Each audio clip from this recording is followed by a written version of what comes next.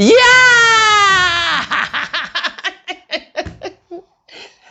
Berturut-turut kader PDIP rame-rame nyinyir masalah IKN.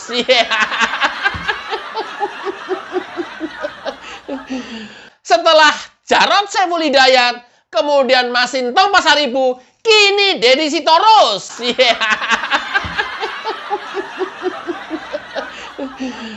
Perintah saya dilaksanakan oleh PDIP di video sebelumnya. Saya suruh semuanya berkomentar miring tentang IKN.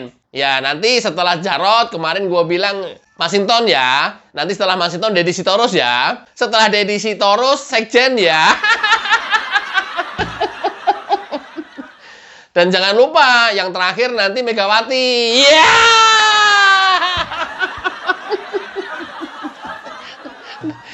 Perintah gua dilaksanakan oleh PDIP.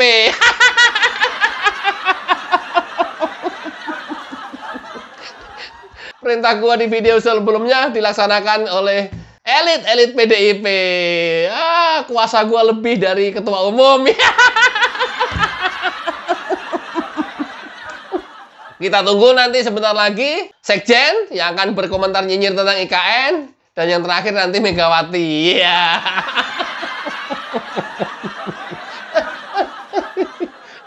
Aduh, gua posisinya apa ya jadinya ya kalau perintah gua jadi dilaksanakan sama elit PDIP.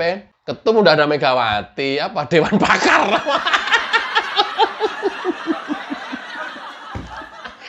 Aneh.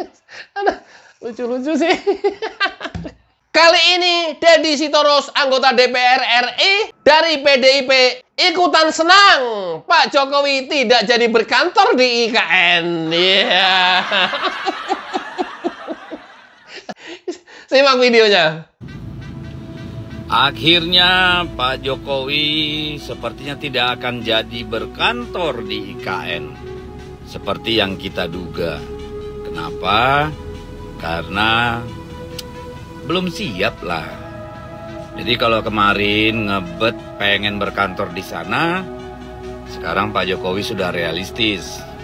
Ya, makanya Pak, apa-apa itu emang nggak bisa dikebut sesuai kemauan kita. Syukurlah Bapak akhirnya mau menerima kenyataan. Iya.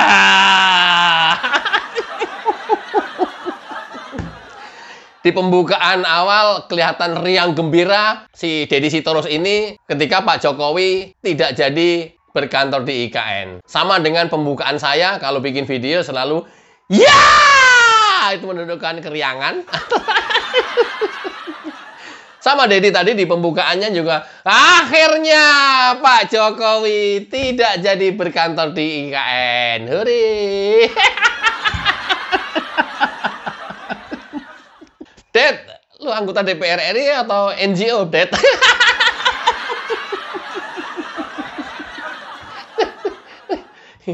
Memang DPR RI ini tidak sedikit yang memang berlatar belakang NGO atau LSM dan orang-orang pergerakan. Tapi mestinya kalau sudah jadi anggota legislatif ya lebih intelektual dikit lah, lebih elegan juga kan biar bagaimana kan. Legislatif, eksekutif, yudikatif kan bagian dari negara ini ya. Apapun partai kalian, walaupun kalian juga berseberangan, tapi kalau kalian posisinya seperti ini, ya kalian LSM.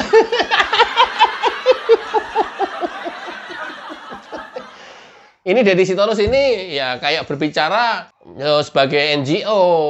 Kan kayak begini kan komentar-komentarnya LSM, NGO, ya bebas menyuarakan itu gitu ya. Tapi kalau sudah duduk jadi dewan, masa masih merasa LSM-nya nggak hilang? Kalian bagian dari negara, Dad. Itu nggak bisa dipungkiri. Ya, kalian juga makan gaji rakyat, Dad. Lu tuh yang gaji gua, Dad. Dari pajak yang gua bayarkan ke negara, Dad. Lu harus ingat itu. Kecuali, ya, kalau kamu masih LSM. Nah, itu ya terserah lah. Kamu nggak ada beban untuk ngomong itu ya. Ya walaupun kamu berseberangan, tapi kan mesti ya mikir lah. Emang ketika berseberangan, PDIP yang gaji bukan rakyat gitu? Gajian dari PDIP sendiri gitu? Aduh, Dad. Ya kalau begini kan, ya ini Dede ini orang bicara sebagai LSM, NGO, atau DPR RI sih ini. Karena fraksi lu juga ikut setuju pembentukan IKN undang-undangnya. Hah? Ded. Itu satu. Yang kedua, Deddy Sitorus ini adalah dari Dapil Kaltara. Teman-teman yang ada di Kalimantan, terutama Kalimantan Utara. Anggota Dewan Dapil kalian nih, yang duduk di Senayan nih, Deddy Sitorus nih. Nih, dia yang mengetahui IKN seperti ini nih. Ded, secara ekosektoral, lu mestinya dukung habis itu pelaksanaan pembangunan IKN. Mestinya lu bela habis pembangunan IKN. Kenapa? Lu bela konstituen lu yang ada di Kaltara. Gimana sih lu? Lu kayak gini-ginian aja nggak tahu. Karena pembangunan dan ekonomi ini semua tersentral di Jawa. Lu ada kepentingannya untuk membela habis IKN di Kalimantan. Kumaha? Ngerti nggak? Kau ini ngerti nggak sih? Kirain orang Sunda. Kau ngerti nggak? Mestinya secara ekosektoral, lu gedor habis lu. Belain mati-matian IKN. Terutama orang-orang yang berkomentar miring tentang IKN. Belain konstituen lu di Kaltara. Ded, lu tahu nggak sih kalau di Kalimantan itu antar provinsi satu dengan provinsi yang lainnya, untuk misalnya ke Pontianak, Kalimantan Barat saja, harus ke Jakarta dulu. Dari Balikpapan ke Jakarta, atau Banjarmasin ke Jakarta, baru ke Pontianak, apalagi Kaltara. Nah, dengan adanya IKN ini, nanti kan Kalimantan masa depannya cerah. Pembangunan pesat. Pasti akan terhubung satu provinsi dengan provinsi yang lainnya di dalam Kalimantan sendiri. Loh, kayak gini kok kamu nggak mikir, Ded? Apa kamu nggak nyampe? Future kamu nggak nyampe? Nggak. Ini serius ini. Future kamu tuh nggak nyampe ya tentang Kalimantan ya? Ded, loh, kamu Dapil Kaltara loh, Ded. Hah? Aduh. Enggak, future kamu nggak nyampe. Atau gimana? Itulah yang saya bilang, walaupun kita berseberangan, ya, beda politik, tapi hal-hal yang untuk mendorong kemajuan bangsa, untuk mendorong pemerataan pembangunan di Indonesia ini, mestinya kan objektif aja. Enggak, yang penting gua miring. Kalau orang semuanya pikirnya, yang penting gua miring, minum aja topi miring. Ini akhirnya kan asbun. Yang penting komen, ya. Yang penting mengkritisi, yang penting berseberangan, yang penting menyerang. Akhirnya kan begitu, Ded. Aduh, anggota DPR, men. Gila lu, men. Anggota DPR, men. Gila. Rakyat menaruhkan harapan besar ke anggota DPR, men. Aduh. Jadi apa negara kayak begini nih? Baru masa era Jokowi ini pembangunan merata di seluruh Indonesia. Dan belum terlaksana semuanya. On progress. Tapi lu udah nyinyir. Aduh, men. Lu anggota dewan yang terhormat, men. Lu ketika acara di ILC aja kan, oleh Humas KPK, lupa disebut namanya, lu protes. Merasa nggak dihormati. Gila lu, men. Men. Gila, men. Deddy Sitorus nggak nyangka gue kelihatan intelek gitu ya. Gila. Kualitasnya, men. Teman-teman Kalimantan, Deddy Sitorus. Sekali lagi ya, teman-teman Kaltara. Ini wakil kalian yang di Senayan nih. Kemudian, dia bilang kalau kemarin Pak Jokowi ngebet, pengen segera pindah ke IKN. Ya, ternyata sesuatu itu nggak bisa dikebut sesuai dengan kemauan kita. Ini baru Juli, men. Lu ngomong nanti malu sendiri loh, men.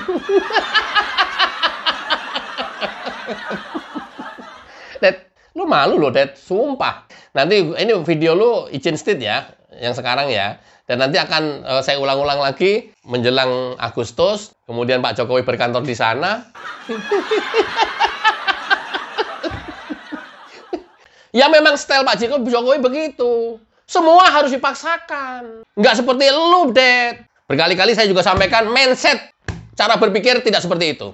Harus dipaksakan, harus. Lu kan kader PDIP ya, Ded ya? Ya, cuman bukan terah Soekarno, tapi kan mendarah daging betul ajaran Soekarno. Mendarah daging betul apa-apa yang sudah diletakkan cita-cita Soekarno. Atau kamu belum sekolah kader PDIP jangan-jangan? Kenapa? IKN itu sudah dicita-citakan sejak Soekarno.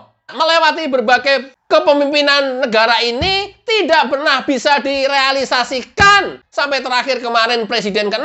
Dan baru terlaksana Presiden ke-7, Joko Widodo. Dan itu pun harus dipaksakan. Jadi nggak ada mindset kayak lu tuh nggak ada, Det. Lu anggota dewan loh, Det.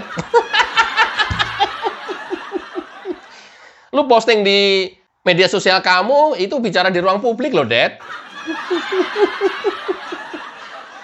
Ya, dan daya pancarnya, daya siarnya melebihi kamu pidato di ribuan orang loh, Det. Ini di jutaan orang loh, Det. Anggota dewan, Det.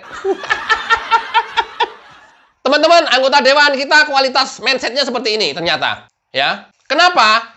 IKN Jokowi juga berkali-kali dari awal, tidak hanya IKN, dia bilang, semuanya harus dipaksakan untuk bisa terlaksana.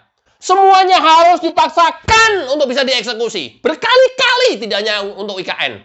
Banyak rencana yang gagal, banyak rencana yang mangkrak, banyak rencana yang nggak bisa dieksekusi. Presiden-presiden sebelumnya, berkali-kali Jokowi mengatakan, itu 10 tahun yang lalu mengatakan begitu. Pada saat periode pertama, periode kedua, setiap kali momen, setiap kali ada kesempatan, semua memang harus dipaksakan untuk bisa terlaksana. Semuanya harus bisa dilaksanakan untuk bisa dieksekusi. This is mindset, man. Mindset, man. Teman-teman yang di Kalimantan Utara, Deddy Sitorus, wakil Anda di DPR RI.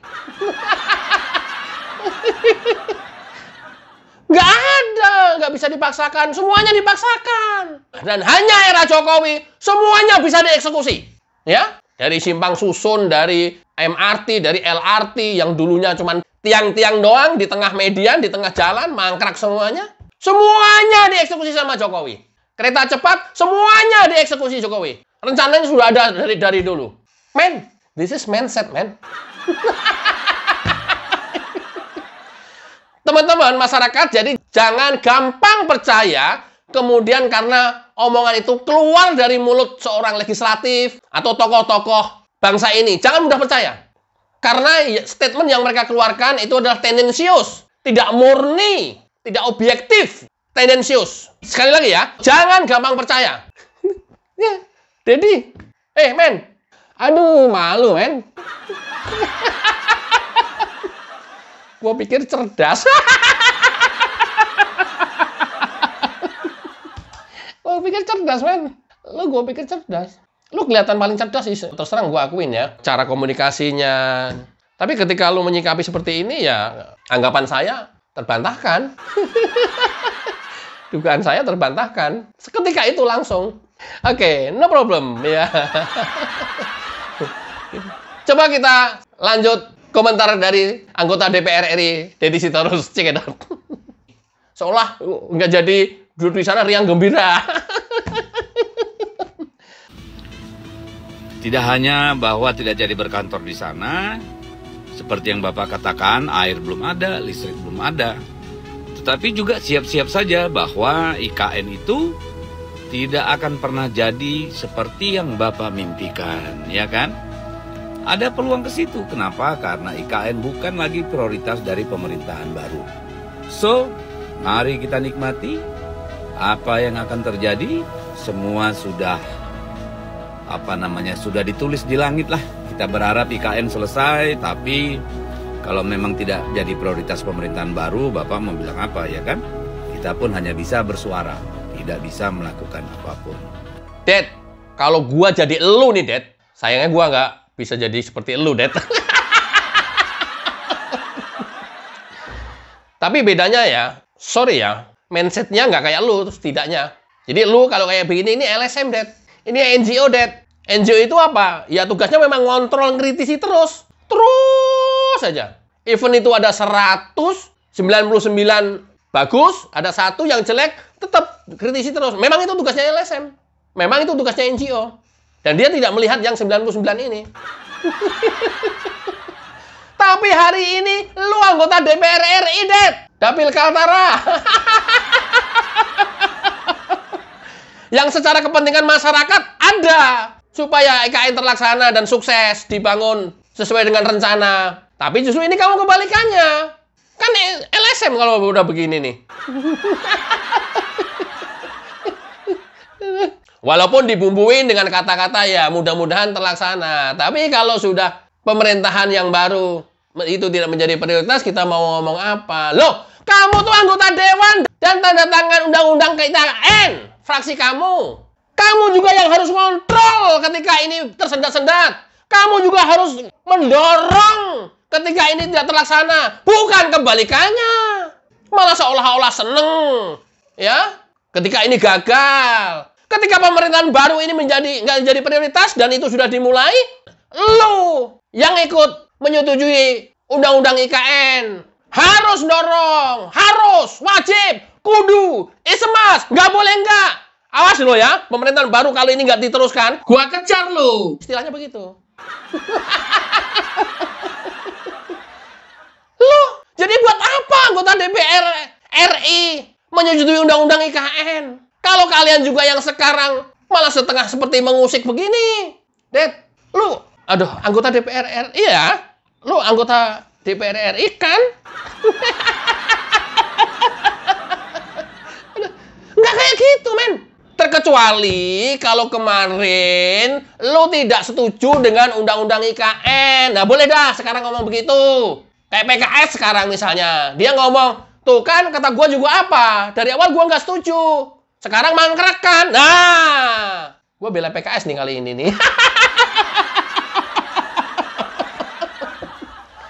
Itu baru bener. Loh, kamu ikutan setuju undang-undang IKN loh. Dan kamu partai terbesar mungkin yang memperjuangkan itu loh. Terlaksananya IKN loh. Gara-gara kemudian sekarang bersimpangan atau calon lu kalah, lu jadi miring-miring begini ya nggak fair lah. Det, masyarakat cerdas loh, Det. Gue pikir lu cerdas, Det.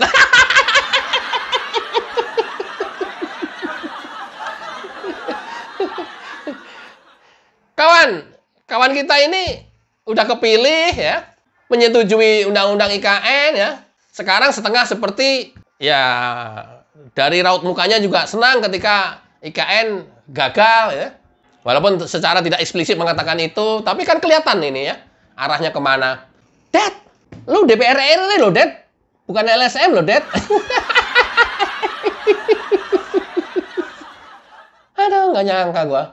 Sumpah nggak nyangka. Kayak gini kualitasnya nih. Loh, kalau misalnya nih ya, ini masalah konsistensi gitu ya. Masalah komitmen gitu ya. Kalau dari awal ketika kita bersama-sama dengan Jokowi kita ikut menyetujui undang-undang IKN, kemudian once di tengah jalan tidak sejalan lagi dengan Jokowi, setidaknya tidak seperti ini, men. Ini malah masalah konsistensi. Minimal diem. Minimal. Itu jauh lebih baik, jauh lebih elegan. Itu kalau cara bersikap. Gue ajarin nih. Kalaupun nggak setuju, kalaupun berdoa untuk tidak berhasil, setengah nyalahin nanti ketika gagal, gitu ya, syukurin misalnya. Minimal diem, tidak berstatement di media sosial. Walaupun itu bebas-bebas aja ya. Lu ngomong apa juga nggak ada yang menghalangi. Dan bebas-bebas aja, dan itu hak. Men, gue ajarin nih. Ini cara bersikap nih, men.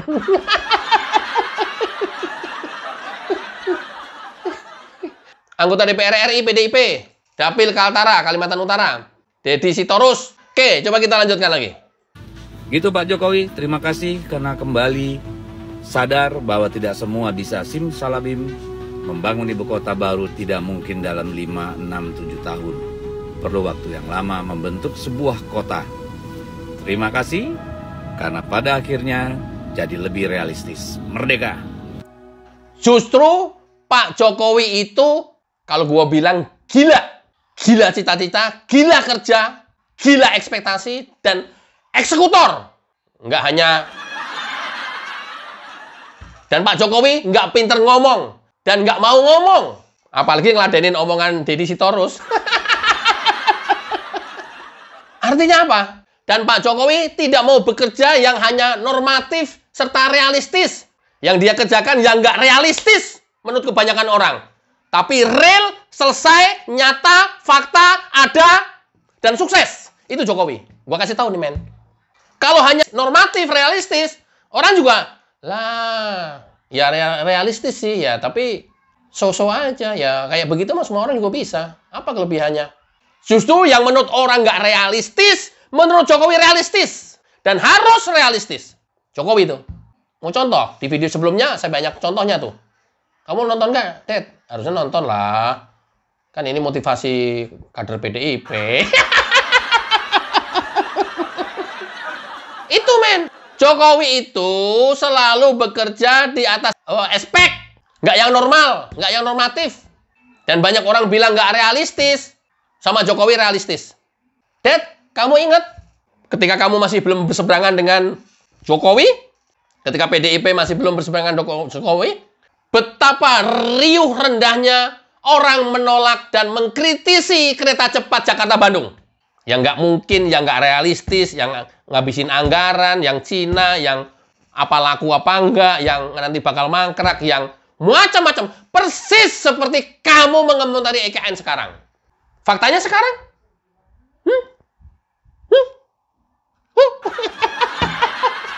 Ingat nggak? Ketika Jokowi mau eksekusi kereta cepat Jakarta-Bandung, boleh dibilang satu pun orang nggak ada yang percaya kalau itu bisa terlaksana. Kecuali orang-orang yang memang mendukung dan satu mindset dengan Jokowi. Orang-orang yang satu frekuensi dengan Jokowi. Ketika itu lu satu frekuensi. Tapi ketika sekarang nggak satu frekuensi, lu nyinyir.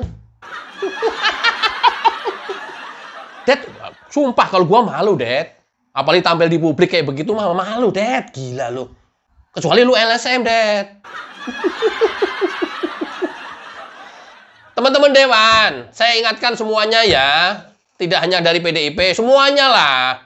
Kalau kalian berlatar belakang LSM, orang-orang pergerakan, harus dibedakan. Ketika sudah menjadi Dewan, bersuara dulu sebagai LSM, dengan bersuara sekarang sudah menjadi Dewan.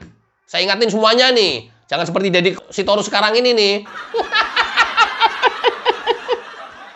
Jangan seperti Deddy Sitorus yang sekarang ini.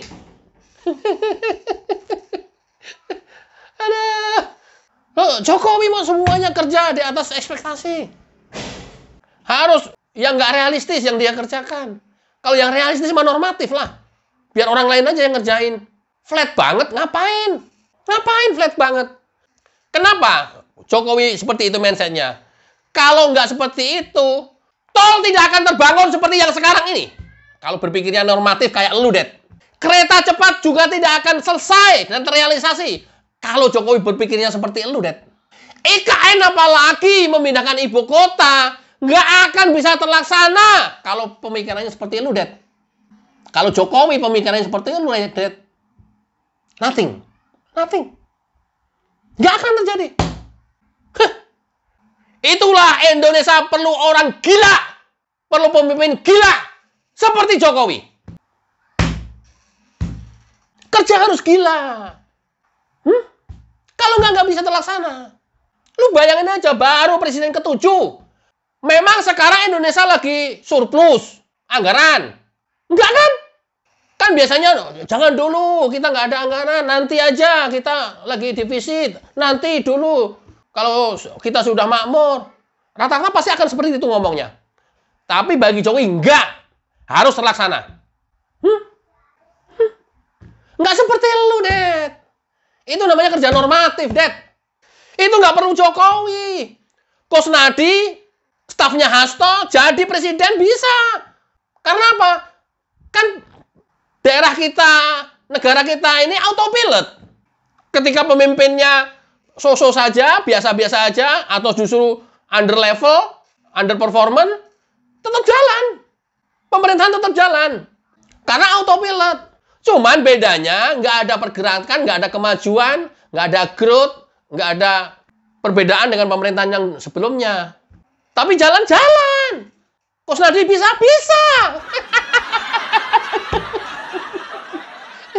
Nggak perlu Jokowi.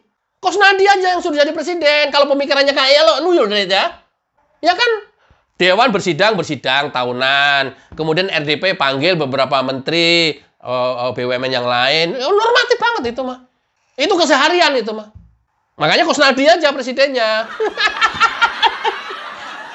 Kusnadi tahu ya teman-teman ya, staf Hasto yang kemarin disita handphonenya untuk di KPK.